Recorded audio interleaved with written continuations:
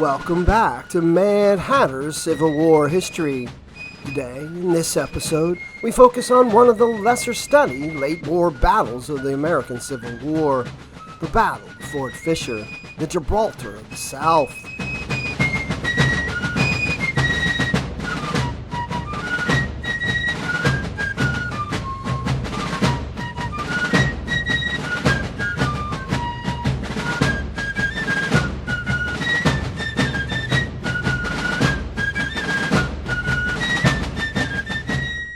Of Fort Fisher, which took place during the American Civil War, was a crucial engagement that occurred in two major phases. The first battle from December 23rd to the 27th, 1864, and the second from January 13th through the 15th of 1865. Situated at the mouth of the Cape Fear River in North Carolina, Fort Fisher was a Confederate stronghold that played a significant role in protecting the vital trade routes of Wilmington, the last major Confederate port on the Atlantic coast. In the initial phase of the battle, Union forces, under the command of Major General Benjamin Butler, launched an amphibious assault against Fort Fisher. Despite a formidable naval bombardment by the Union fleet, the first attempt to capture the fort was unsuccessful. The Confederate defenders, led by Colonel William Lamb and General W.H.C. Whiting, managed to repel the Union troops, largely due to the fort's robust earthwork defenses and the defenders' resilience. However, the Union forces were undeterred and returned with a renewed vigor in January of 1865.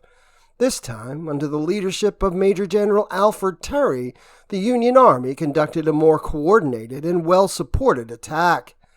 With the assistance of a massive naval fleet commanded by Rear Admiral David D. the Union troops executed a comprehensive bombardment, followed by a land assault. The second battle witnessed intense fighting as the Union soldiers stormed the fort's defenses in a combined effort involving infantry and naval forces. The Battle of Fort Fisher is remembered for its strategic importance and the bravery displayed by both Union and Confederate soldiers. It highlighted the critical role of coastal fortifications in the Civil War and underscored the effectiveness of coordinated land and naval operations. The overwhelming pressure from the Union forces eventually led to the fall of Fort Fisher on January 15, 1865.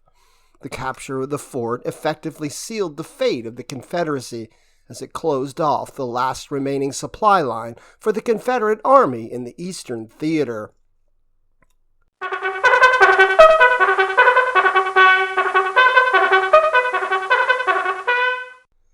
The prospect of running the Federal blockade at Wilmington was easy in the beginning. North Carolina's principal seaport was blockaded by a single warship, the USS Daylight, and no one took the threat seriously. The Wilmington Journal scoffed, "Daylight is a little cock-a-hoop of a thing, and a good sound shot from a rifle cannon would open daylight through her. We must get the thing up here to go a-fishing in." Southerners could afford to joke about the naval blockade in 1861, the so-called Anaconda Plan. Equipped with 50 warships, more or less, the Federals had to blockade 3,550 miles of coastline, 189 harbors or inlets, and 9 major seaports. However, by the close of 1864, Southerners found nothing humorous about the blockade, as almost 500 enemy warships patrolled the coastline and rivers with increasing impunity.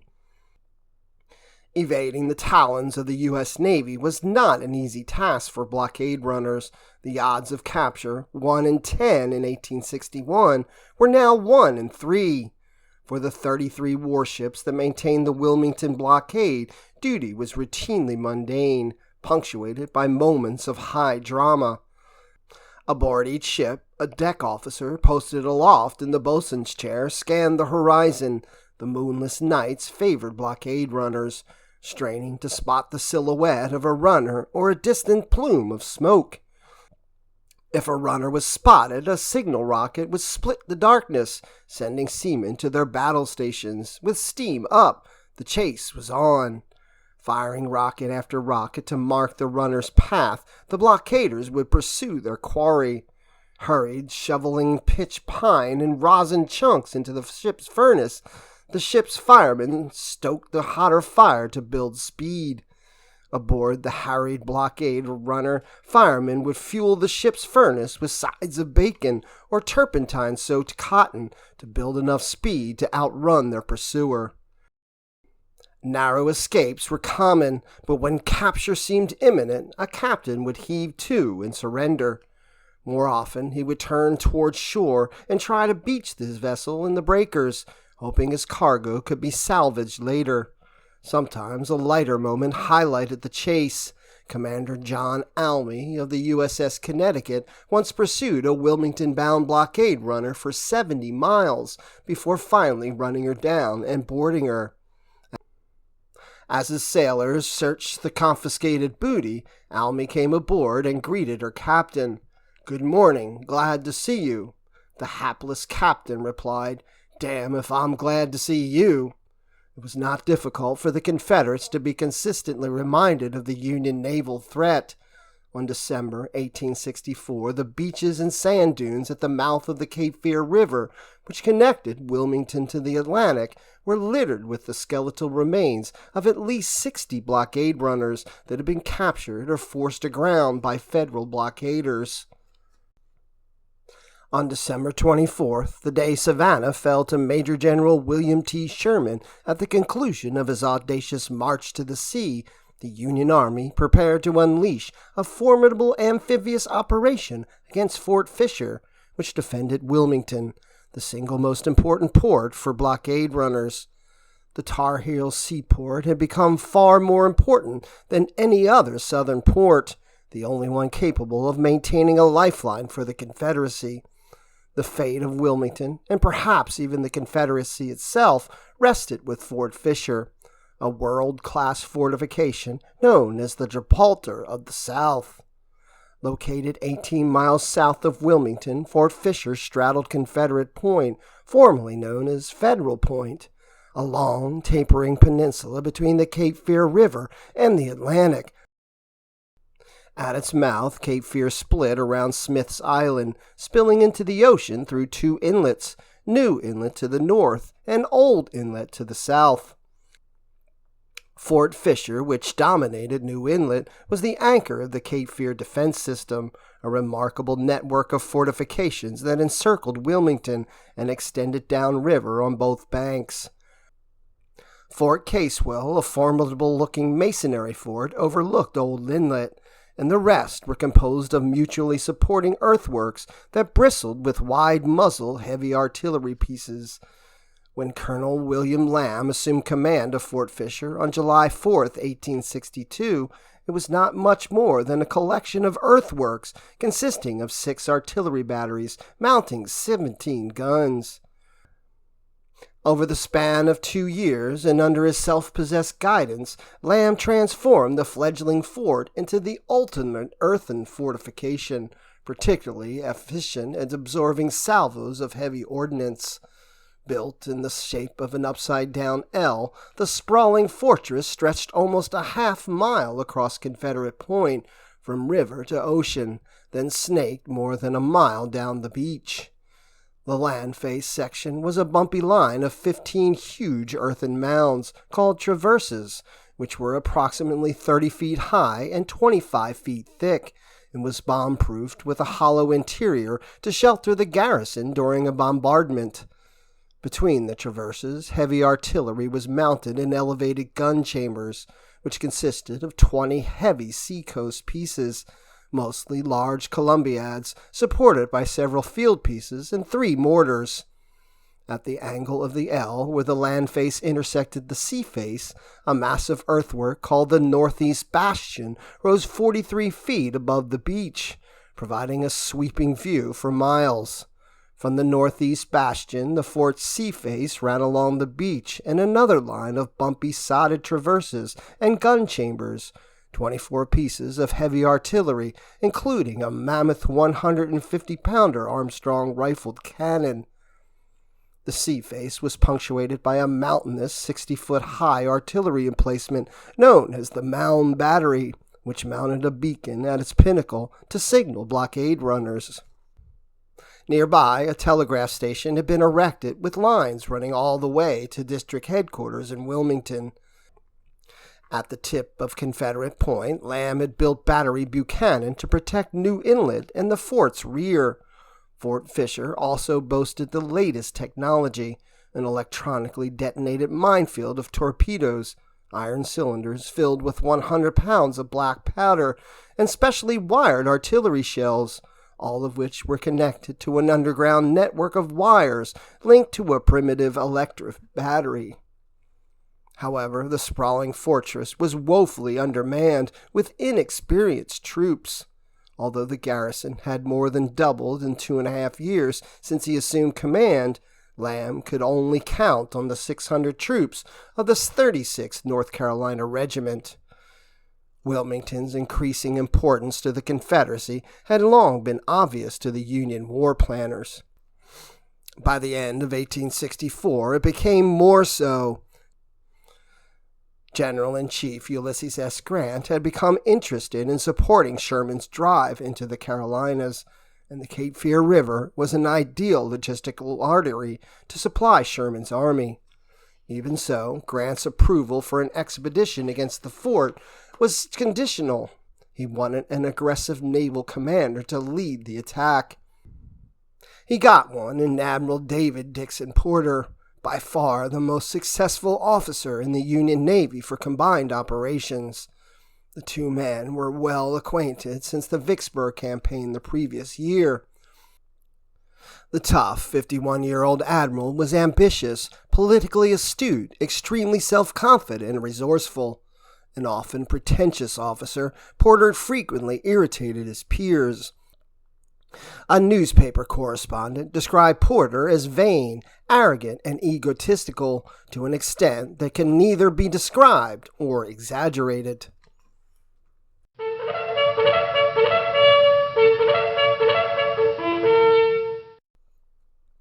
Grant's choice for the mission's Army commander was Brigadier General Godfrey Weitzel, a corps commander and chief engineer for the Army of the James. But in a surprising move, Weitzel's immediate superior, Major General Benjamin Butler, decided to assume command of the expedition himself. A political general from Massachusetts, Butler was one of the most controversial officers in the Union Army. He had boundless ambition and a total lack of scruples, and he saw himself as a presidential possibility. I will always think of old Ben as a cross-eyed cuttlefish swimming about in the waters of his own muddying, remembered one fellow general. Soldiers might consider him a bottom feeder, but abolitionists and bitter enders thought him a hero. Grant, for his part, had little confidence in Butler. Porter had even less. The two men despised each other. The feud had begun in 1862, when Butler criticized Porter's role in the capture of New Orleans. The animus cultivated an atmosphere of non-cooperation that infected the Fort Fisher expedition from the very beginning. The situation worsened because the men held joint command, with neither having final authority. It was a recipe for disaster. Gloom had pervaded Fort Fisher since October 24th, when Lamb first learned that Federal forces were gathering at Beaufort and that an attack on his fort was imminent. As he prepared for battle, Lamb was saddled with another serious worry. His longtime friend, mentor, and military commander, Major General William Henry Chase Whiting, was abruptly relieved of command. Whiting, a brilliant engineer whose ideas had been the driving force at Fort Fisher, had incurred the mistrust of President Jefferson Davis, who replaced Whiting with Davis's friend and military advisor, General Braxton Bragg. A feckless loser with an unbroken record of futility, Bragg's appointment was widely viewed as calamitous. The Richmond Examiner editorialized, "Bragg sent to Wilmington. Goodbye, Wilmington." Within a month of his arrival, Bragg left for Augusta to assume temporary command of a Confederate force being assembled to slow down Sherman's juggernaut. In his absence, Whiting was left in charge of his old command, but he was dismayed to discover that half of Fort Fisher's garrison had gone with Bragg. Whiting was further disappointed to receive orders from General Robert E. Lee to send 1,500 more troops from the Cape Fear region north to Weldon to oppose a Union diversion near there. As Fort Fisher's defenders readied themselves for the impending attack, the garrison counted fewer than 800 troops, and Whiting anxiously complained, "It's an ungrateful duty, this, and no bed of roses, and the prospect of not particularly cheerful ahead. Between Bragg and Lee, Sherman and Grant, old North Carolina is in a pretty fix." Bragg dismissed Whiting as an alarmist, and on December 17th he returned to Wilmington to resume command, without the troops he had taken with him. The next day, Lee dispatched Major General Robert F. Hoke's hard-hitting veteran division to take up the slack. It was debatable whether it would arrive in time.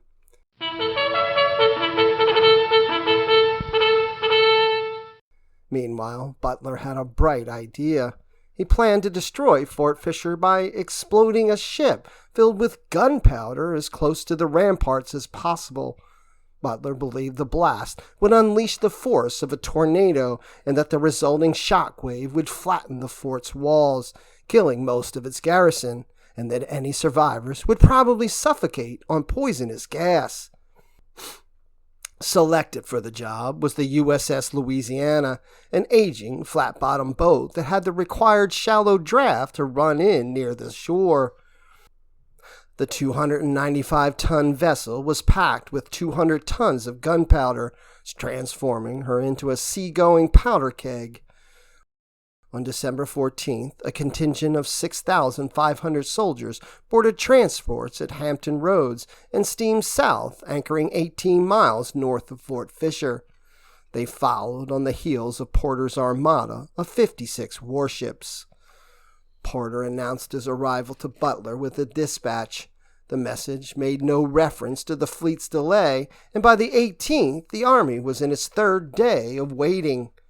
Butler and his officers lamented the loss of opportunity to make an easy landing, and the troops began to wonder why they were not taking advantage of the perfect weather conditions to go ashore.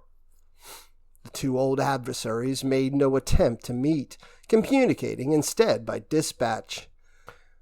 The next morning, light swells replaced the calm waters. By dusk, the wind was blowing hard, the sea was rolling in whitecaps, and a fierce northeaster struck with stunning violence, lasting for 2 days. The landing would have to be postponed until the storm ended, so Butler decided to return the troop transports to Beaufort to ride it out. While there, he wired Grant a terse telegram. "Have done nothing. Been waiting for Navy and weather."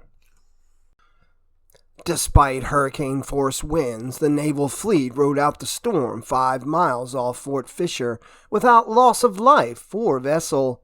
Then, with his fleet intact, Porter made the unilateral decision not to wait for the squint-eyed general or his army to return.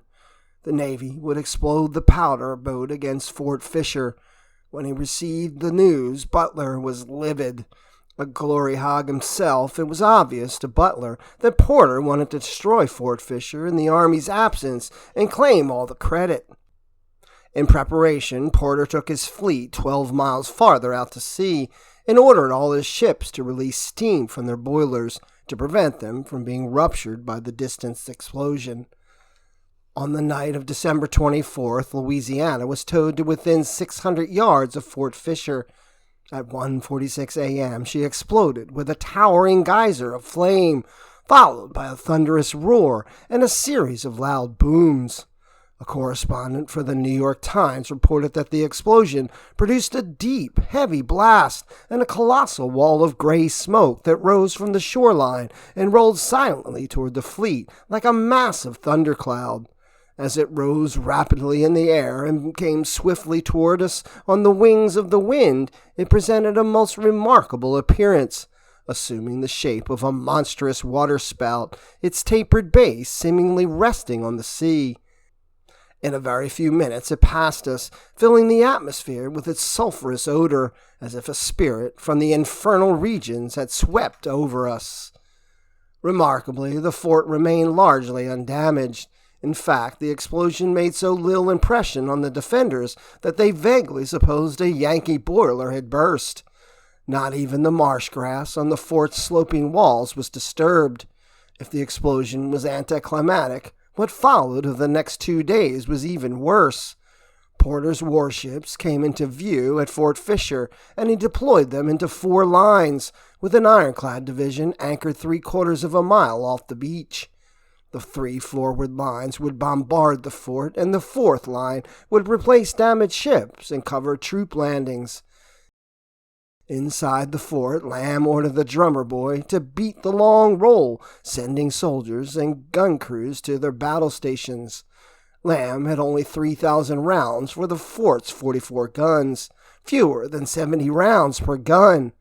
And for the monster Armstrong cannon, he had only 13 rounds. To preserve the limited ammunition, he issued strict orders.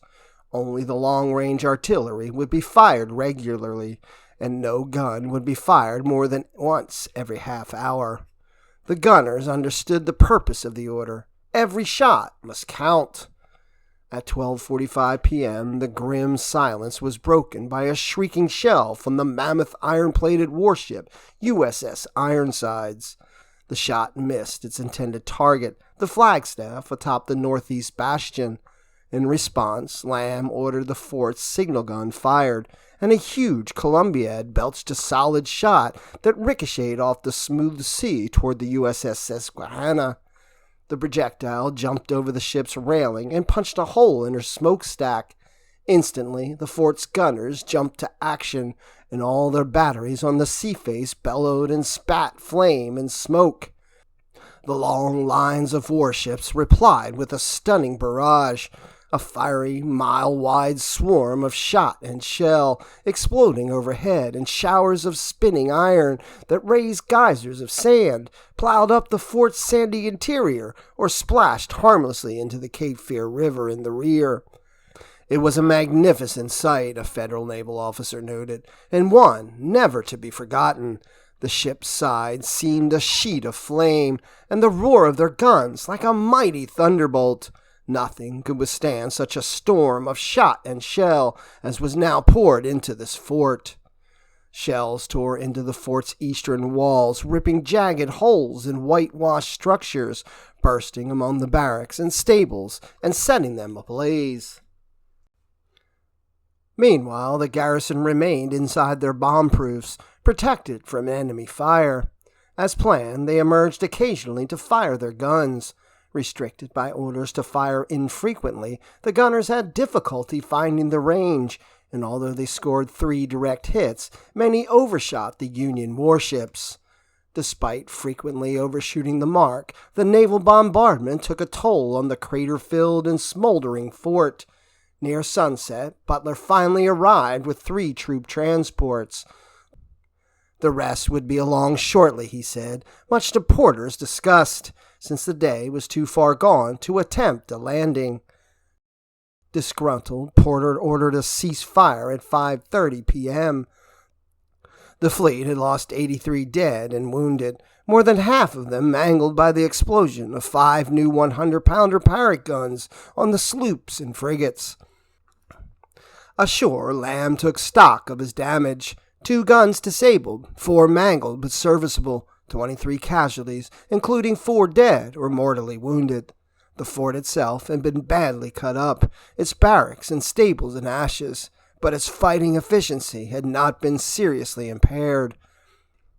Porter believed otherwise. He was certain that the fort had been rendered defenseless, and the army would merely have to walk in and claim it for the Union. There is not a blade of grass or a piece of stick in that fort that was not burned up, boasted the admiral. Butler and his officers begged to differ. Weitzel flatly predicted failure. He had commanded assaults at Port Hudson and other entrenched positions in Virginia, and believed the fort's garrison would make a strong defense despite damage by the naval bombardment. They all agreed that by exploding the power boat early and beginning the bombardment without the army, Porter had compromised the chances of success. Without the element of surprise, landing troops was pointless. Butler was ready to quit and return to Hampton Roads.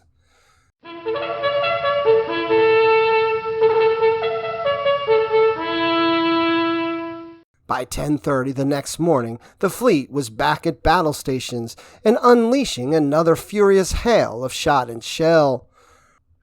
Broadsides followed broadsides with great rapidity, and the terrible discharges of the gunboats made one continuous roar, the heavy ordnance making the shores of the Old North State reverberate the deafening roar, one Union witness reported. It was a harrowing Christmas for the defenders of Fort Fisher.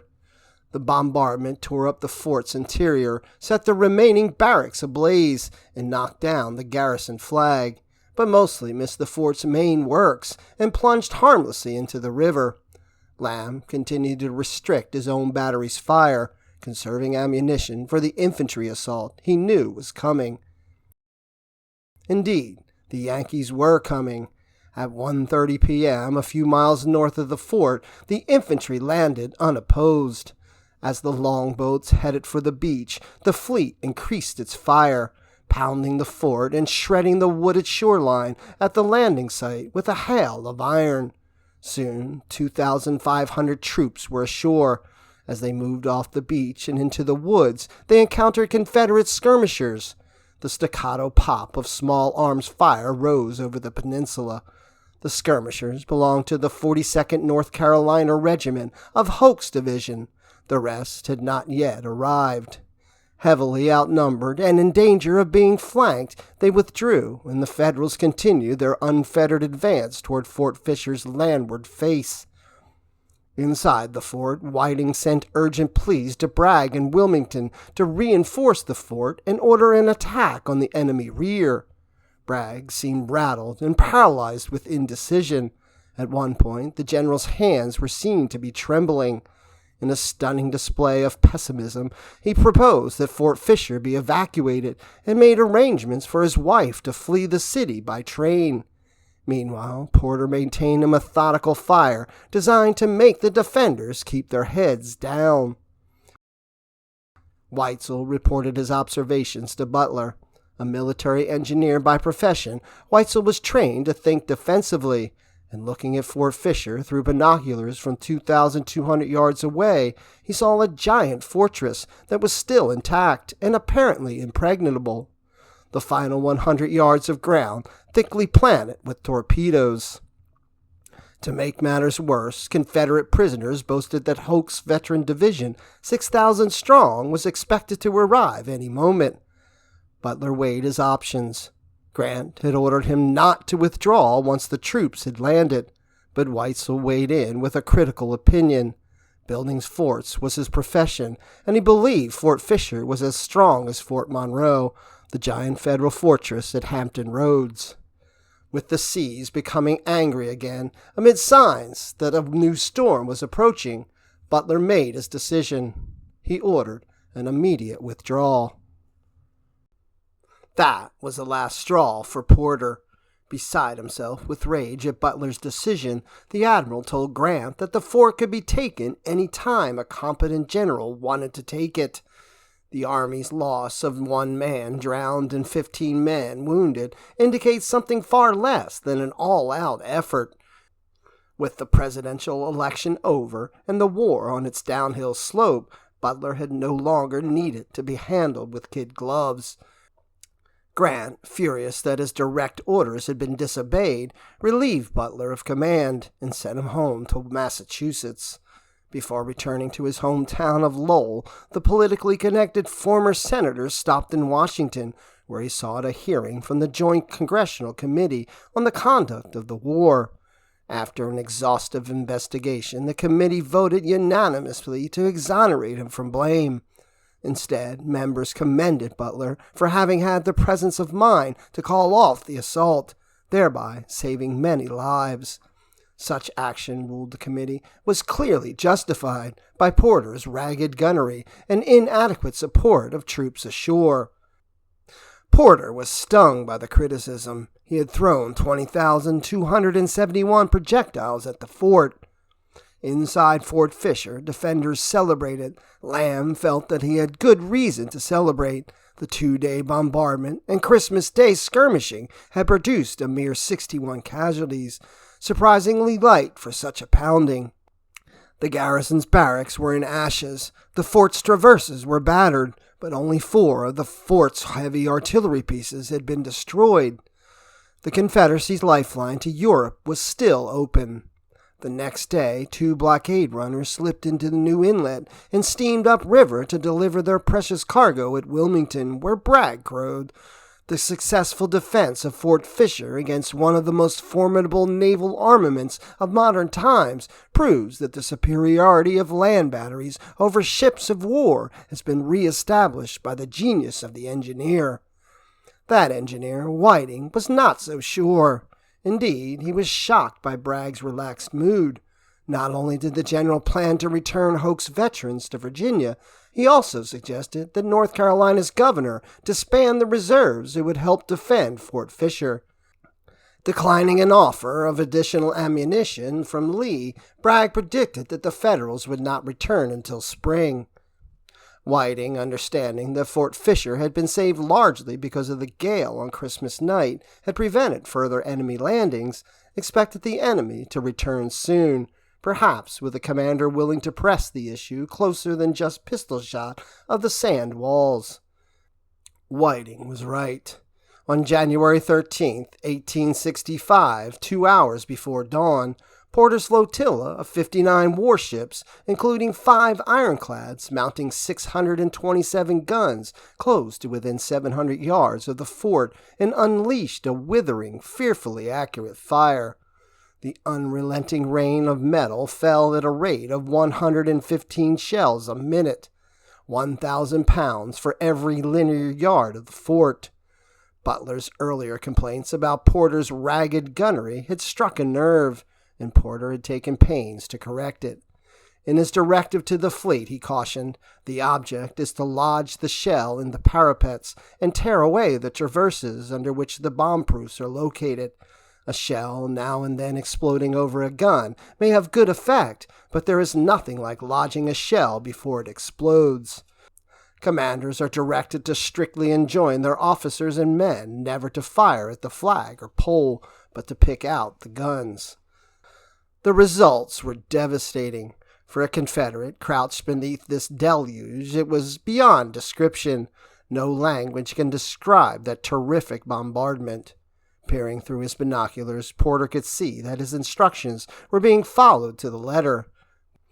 1 by 1, sometimes 2 by 2, rebel pieces winked out and fell silent. Traverses began to disappear, he noted, and the southern angle of the fort commenced to look very dilapidated. 4 hours into the bombardment, the army began to land under newly minted Major General Alfred Terry. The new commander stood in stark contrast to Ben Butler. A quiet, mild-mannered man with natural tact, Terry was a seasoned combat commander with a proven record in joint operations. Grant instructed the Yale Law School graduate to cooperate fully with Porter and to regard him as the commander of the operation. By 3 p.m., there were 8,897 Federals on the beach, 2 miles north of the fort. Terry had come to stay, and he emphasized this by digging a stout defensive line across the peninsula, facing north, in case Hoke's division, still camped nearby, tried an attack. In the end, Terry had nothing to worry about. Bragg had no intention of driving the Yankees into the sea. His mentality was defensive, and in Whiting's opinion, self-defeating. Bragg believed that nothing could be done to prevent the enemy from landing, and that Porter's guns would rip Hoke to shreds. Bragg moved about Wilmington headquarters like a man already defeated. picking out a line to fall back on, relocating arms and ammunition, and preparing for evacuation. Meanwhile, Whiting wanted to take Hoke's division and hit the Yankees before they could fully organize. Bragg ignored his pleas. Alarmed and frustrated by Bragg's defeatism, Whiting stormed out and took a steamer back to Fort Fisher. Arriving at the height of the Union bombardment, Whiting made no attempt to hide his feelings from his friend and protege, delivering a frank and pessimistic greeting. "Lamb, my boy," he said, "I have come to share your fate. You and your garrison are to be sacrificed." The naval bombardment was systematically destroying the fort's artillery, and the toll of dead and wounded was rising steadily. Lamb tried to maintain slow and deliberate return fire, but the barrage kept the gun crews pinned in their bomb-proofs for long intervals. Nightfall mercifully brought a slackening of the deluge, but not a cessation of fire. At work beyond the surf, the 5 ironclads threw their projectiles with such deadly effect, Lamb reported, that we could scarcely gather up and bury our dead without fresh casualties. Dawn brought a resumption of the full-scale bombardment, with all the warships back on station. Meanwhile, Terry's force moved unmolested toward the fort as Lamb's casualties rose above 200. He now had 1,550 defenders to face nearly 9,000 battle-hardened Yankees. That night, while the ironclads resumed their nocturnal harassment, Porter and Terry laid plans for the next day's climax to their joint attack. "There was the most perfect harmony of action between the two," recorded a witness. The plan was for the fleet to continue its all-out pounding until 3 p.m., then cease fire for the assault. Terry would send forward 2 columns, driving down opposite sides of the peninsula, thus avoiding the field of torpedoes north of the fort.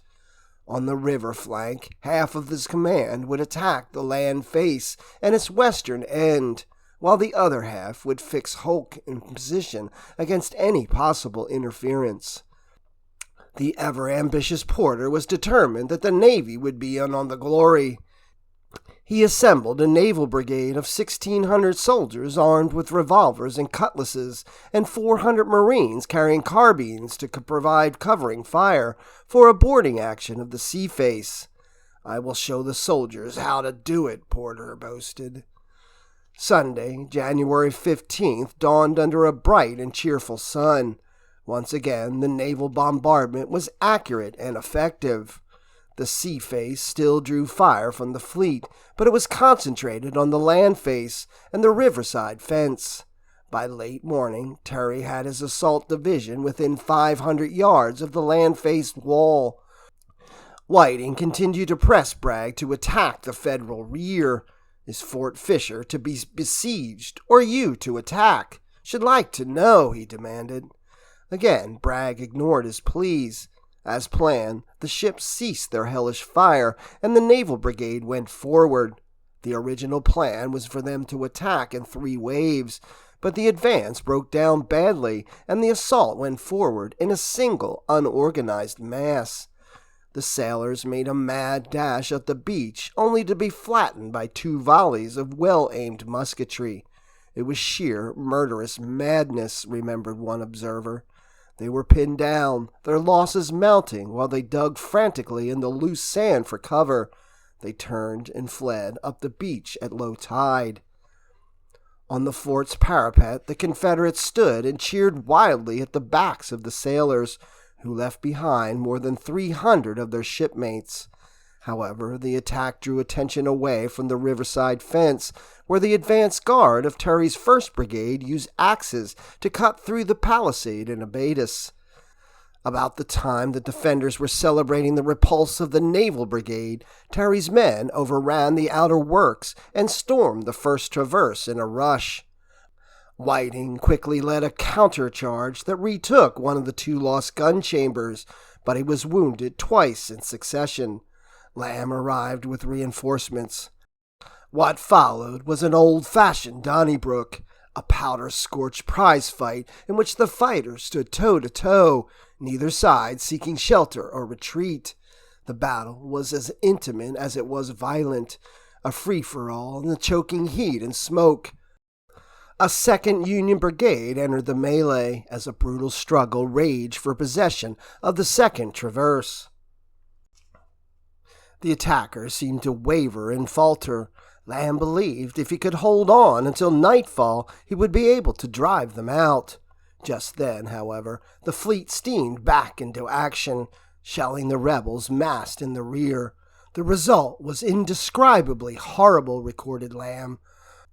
Another witness observed starkly, the air seemed darkened with death. The outnumbered Confederates held their own against the powerful blue tide, fighting ferociously and making them pay for every foot of turf they occupied. Shells from Battery Buchanan were now falling among the Yankees, adding to their hesitancy. Porter's gunboats were critical in maintaining Federal momentum. The battle lasted for several more hours, but by 8 p.m. the land face was lost from end to end, and the contest was for the interior. If there has ever been a longer or more stubborn hand-to-hand encounter, Lamb declared, I have failed to meet with it in history. Stalled at the 3rd Traverse, the Federals appeared indecisive, perhaps even demoralized by the garrison's stubborn resistance. Lamb believed a determined counterattack would carry the day for the Confederates, but just as he sprang to lead his men forward, he was knocked sprawling by a bullet to the hip, and the counterattack fizzled. The defenders yielded ground grudgingly, and Terry threw another brigade against their thinning ranks. As the fight for the last Traverse commenced, naval fire along the land face increased, causing great slaughter to friend and foe alike. By now, Terry had all 4 brigades inside the fort, pressing the defenders southward down the sea face, traverse by traverse, until there was nothing left to fall back upon. At 10 p.m., the flag came down.